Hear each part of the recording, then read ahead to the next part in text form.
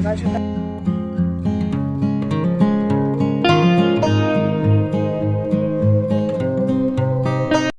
রাধে রাধে। আপনারা কীরকম আছেন? আশা করছি সকলে খুব ভালো আছেন। আজকের ভিডিওটা কিন্তু বিকেল থেকে শুরু হতে চলেছে। কালকে সকাল 10টার মধ্যে কমপ্লিট করে নেব। ইচ্ছে ছিল আজকে কমপ্লিট করব, কিন্তু সেটার হলো না। বাচ্চাদের ছুটি চলছে ঘরের মধ্যে, সেজন্য ভাবলাম থাক, এটা আমি এইভাবে ভিডিওটা বানাই, তা না বলে হলে না হবে না। এইভাবে করে কিন্তু আজকাল আমার ব্লগটা আস্তে আস্তে বন্ধ হয়ে যাচ্ছে। তো ভাবলাম ব্লগ আর দেওয়াই হয় না।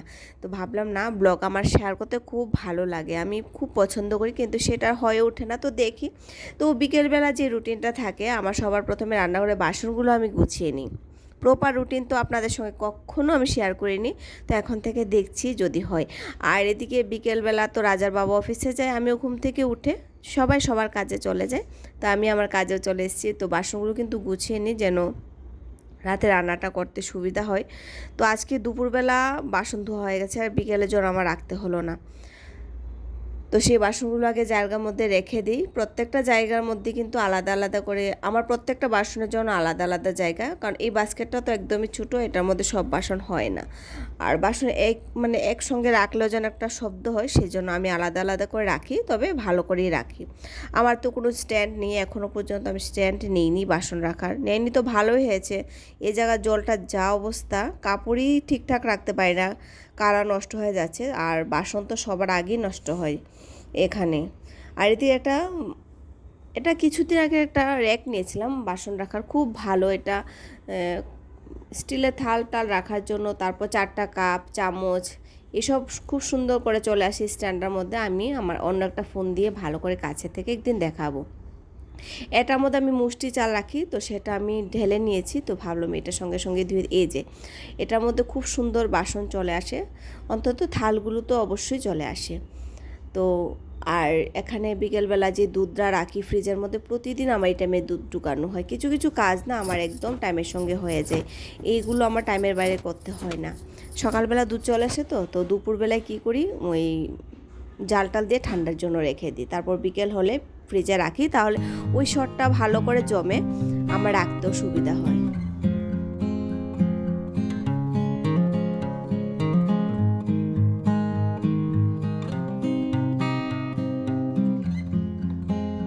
দিকে আজকে বিকেলবেলা বাচ্চারা ঘুমিয়ে পড়েছে। তো অটম ব্রেক চলছে, 10 দিনের ছুটি, তো আজকে প্রথম দিন। তো রাজা নিজের থেকেই ঘুমিয়ে পড়েছে, ও আজকে অনেক ভোরবেলা উঠেছে, অনেক হার্ড রুটিন ওর এখন চলছে, তো সেই জন্য ওর অটোমেটিকই ঘুম চলেছে। তো ডাক দিলাম না, কটারে তো ঘরে থাকবে, বাকি দেখা যাক। তো কাপড়গুলো ছাদ থেকে একদম ফোল্ড করে রাখলাম। তো ভালো লাগে বিকেলে কাজকর্ম কমপ্লিট করে যখন বসি, তখন পরের দিনের জন্য অতটা কাজ থাকে না সকাল সকাল। কিন্তু এখন তো কটা দিন কাজ করে আমি শেষ করতে পারবো না। তো দেখো, কটা দিন আগে আমি একটা ব্যাগ এনেছি, কিন্তু সেটা এখনও ব্যবহার করিনি। ফোনের জন্য নিয়েছিলাম, যেন মোবাইলটা রাখতে পারি, কিন্তু মোবাইলটা রাখা হবে না, মোবাইলটা হবেই না, বাড়িতে এনে দেখি মোবাইল হবে না। তো এইদিকে এই ব্যাগগুলো না একটা পলিথিনের মধ্যে রাখলে কালারটা ভালো থাকে ব্যাগের, কোনো ব্যাগের উপর কোনো প্রবলেম হয় না, কালার টালার কোনো কিছু যায় না। তো ওইসব সময় আমি আমার তো অতটা কালেকশান নেই ও ব্যাগের, এ যতটাই ব্যাগ আছে, তো সেগুলো আমি কি করি, একটা ব্যাগের মধ্যে প্লাস্টিকের ব্যাগের মধ্যে ঢুকিয়ে রাখি। সকাল সকাল একদম ছাদের উপর উঠে আপনাদের সঙ্গে দেখা আছে। তো গতকাল রাতে কাপড়গুলো না নিতে ভুলে গিয়েছি, তো হঠাৎ করে সকালবেলা উঠে মনে হলো, তাহলে ছুটে আসলাম। এখানে এই দেখাচ্ছি, আমাদের ট্যাঙ্কি থেকে ওভারফ্লোরে জল পড়ে, তারপর এখানে যে আমরা কুই গাছ লাগিয়েছিলাম এগুলো ওইদিকে ছিল, তারপর আমরা এদিকে টেনে দিলাম। এখন দেখছি বেশ বেল বেরিয়েছে ভালো, অনেকদিন আবার খেয়েও নিলাম এই পর্যন্ত, আজকে আবার দেখে নেব। উপরে মোট আপনার 6টা ট্যাঙ্কি, এ পাশে 3টা ট্যাঙ্কি, ও পাশে 3টা ট্যাঙ্কি, কারণ এই ব্লকটার মধ্যে আমরা 6জন পরিবার 6টা পরিবার থাকি।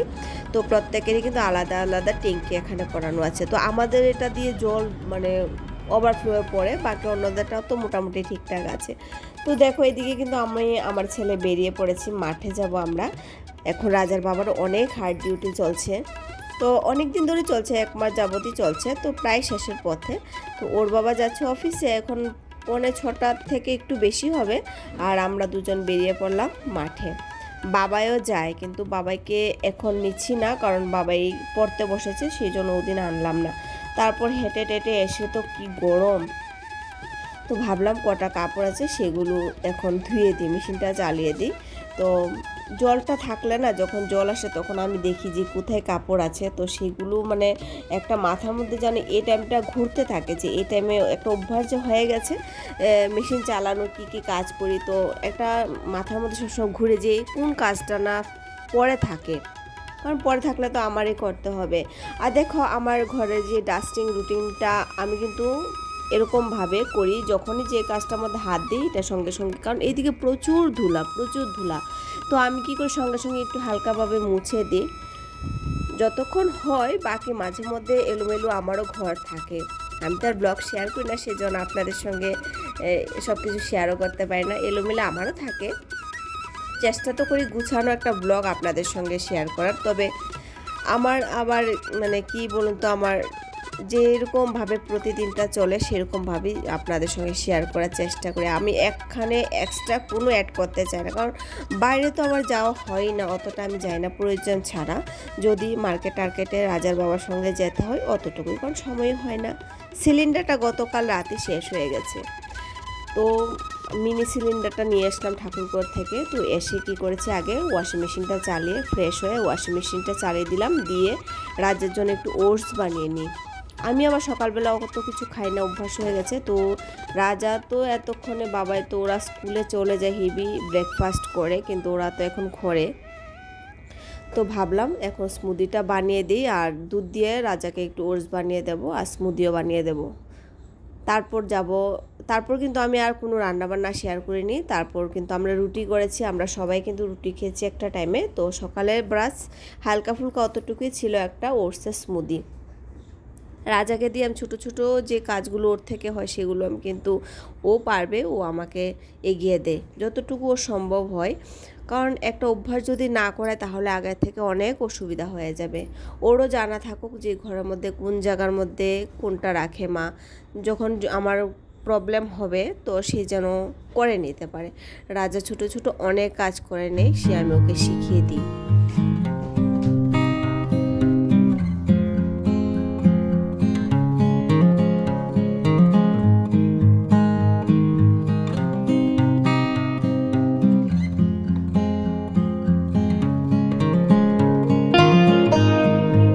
অনেক সময় ভাবি জিনিসপত্র হালকা করে মানে উঠিয়ে ঘরটা হালকা করে রাখবো, কিন্তু প্রতিটা কাজের জন্য প্রতিটা জিনিস আলাদা আলাদা।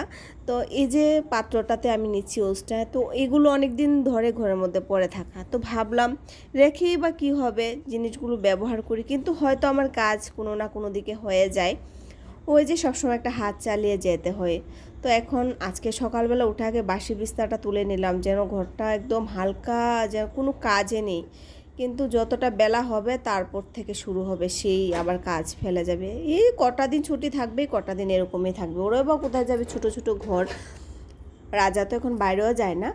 দেখুন 10 টাকা কেজি আপেল, এগুলো গতদিন না কাশ্মীর থেকে এনেছে এক দাদা, তো আমাদেরকে কিছুটা আপেল দিয়েছে, 10 টাকা কিলো নাকি, এগুলো নিজের হাতে একদম পেড়ে এনেছে গাছ থেকে, এত মিষ্টি। তো গতদিন রাজার বাবার হাতে দিয়ে দিয়েছে আমাদের জন্য। তো ভাবলাম ওটসের সঙ্গে না এটা দিয়ে দিই, ওই যে ওদেরকে স্মুদিটা বানিয়ে দেবো, সেখানে একটু আপেল দিয়ে দেবো। মানে আমিও খেয়েছি, মানে আমি কিন্তু আপেল কেন, আমি কোনো ফলই এতটা পছন্দ করি না একমাত্র জাম ছাড়া, কিন্তু মানে আমিও খেয়েছি, এতটা ভালো লেগেছে আপেল, মানে দে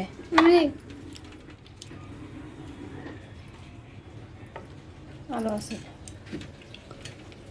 বাকিটি দিয়ে দাও, এদিকে রাজার বাবা চলে এসছে, কারণ 5:45 তো একবার ডিউটি করতে যায়, আবার ঠিক থাকে না 8টা থেকে 8:30টার মধ্যে ঘরে চলেও আসে, তো সেরকমটাই। আর এইদিকে আমার ফোনটা স্টোরেজ দেখাচ্ছে, তো ভাবলাম রাজার বাবার মোবাইলটা দিয়ে একটু ব্লগ বানিয়ে নিই। তো এটাই কাজটার গাড়ি এসেছে, আমার ডাস্টবিনের গাড়ি। তো আজকে আর নিচে গেলাম না, তো ভাবলাম ব্যালকনিটা আপনাদের সঙ্গে শেয়ার করি, পাখিদের আজকে এখানে খাওয়ান দেবো, কারণ ছাদে যাব না। তো ভাবলাম ব্যালকনিতেই দিয়ে দিই, ফাঁকা আছে। এদিকে আসে প্রচুর, এখানে কবুতর আসে। আর বেলকুনিতে এখন প্রচুর আমাদের গাছ হয়েছে, মোটামুটি এই যে 2টো তুলসী, একজন তো মানে মহারানী মন্দির হয়েছে, আর একটা আমি যে গাছটা থেকে পেরে প্রতিদিন পূজা দিই। তো সকালবেলা ওয়েদারটা ভীষণ ভালো লাগে, তবে একটু বড় হলে ভালো লাগতো। তো বললাম না, আমি কবুতরকে কিন্তু আজকে এখানে খাবার দেবো, ছাদে যাব না আজকে, কারণ কাপড় যেহেতু নেই আর ছাদে যাওয়া হবে না। তো সেরকমটাই অনেক দিন ধরে ব্লগ ভিডিও শেয়ার করা হয় না, সেরকম কোনো কিছু শেয়ার করতে পারছি না। তো আজকে না বাবাই পূজা করবে, তো সেই জন্য ভাবলাম এক্সট্রা কী কাজ করা যায়। তো আমি তো ওর বাবা বলছে প্রতি মাসে জিনিসগুলো তুমি যেভাবে লিস্ট বানাও একটা বানিয়ে রাখো। তো তার আগে ভাবলাম ঘরের মধ্যে কি আছে কি নিয়ে একটা দেখা খুব অনিবার্য, যখন বাজারে মানে মাসটা আসে, তা না হলে অনেক জিনিস নষ্ট হয়। বাবার জন্য আরও অনেক কিছু পাঠিয়েছে, ম্যাগির বান্ডিল পাঠিয়েছে, প্রচুর প্রচুর খাবার পাঠিয়েছে। তো সেইগুলি তো শেষ, এখন কিছুটা বাকি, খেতে খেতে এতটুকু বাকি আছে, আর কিছুটা লুকিয়ে রাখলাম। তো তো সেগুলি এখানে বিস্কিটের একটা বান্ডিল পাঠিয়েছে, একটা প্যাকেটে 6টা ছিল, 6টা থেকে একটা এখানে রাখলাম আর একটা কোটোতে। অনেক জিনিস পাঠিয়েছে বাড়ি থেকে, তো সেগুলো শেষ মোটামুটি। আর পাস্তা টাস্তা, ওটস, ম্যাগি, তারপরে কিছু বিস্কিট, সেগুলো আমি লুকিয়ে রাখলাম বলে এখনও আছে। আর এগুলো আমাদের ক্যান্টিন থেকে নেওয়া, গত মাসে। তো দেখি এগুলো এখন ঘরের মধ্যে কোনো কোনো কাজ আছে, সেই কাজগুলো যদি আমরা প্রতিনিয়ত করতে থাকি তাহলে জিনিস কিন্তু একদমই নষ্ট হয় না। আমার অনেক সময় দেখা যায় যে আমি যদি একটু অবহেলা করি, রাতে রান্নাঘর পরিষ্কার করা, ফ্রিজটা পরিষ্কার করা, এই যে জিনিসপত্রগুলি মুদি বাজারগুলো গুছানো, তাহলে আমার সেখানে অনেক জিনিস প্যাকেটগুলো খুলে যায়। রান্নাঘরে রাতে যদি ঘুমিয়ে পড়ি তাহলে জিনিস এমনিতেই থেকে যায়, ফ্রিজে আর ঢুকাতে মন থাকে না। তো এইগুলোর অভ্যাস আমার বানাতে ভীষণ কষ্ট হয়েছে।